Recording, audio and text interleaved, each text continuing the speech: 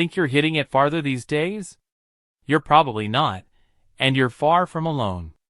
While tour pros continue to chase ever longer drives, data from Arccos Golf paints a very different picture for recreational players.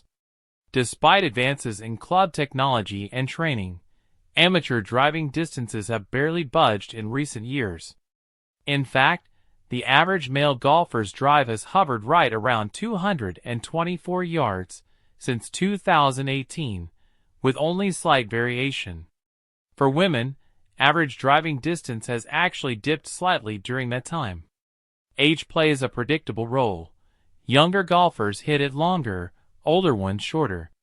Men in their late teens and early 20s average more than 240 yards off the tee, but by their 60s, that number drops below 210. The upside? Accuracy improves. Golfers in their 70s, while not as long, find the fairway far more consistently than those in their 20s. The same is true for women, whose fairway hitting percentages increase significantly with age even as their distances decline. Handicap also correlates clearly with performance.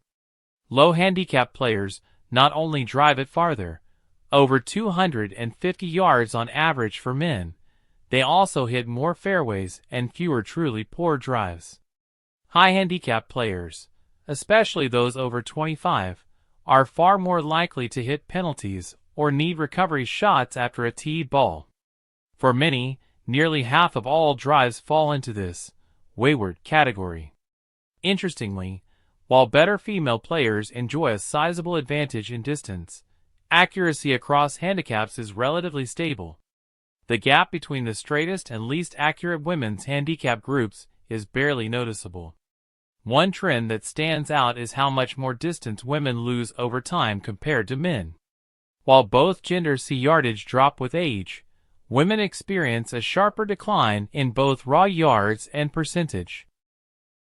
A woman in her 60s hits it over 20% shorter than she did in her 20s, compared to a 13.6% drop for men.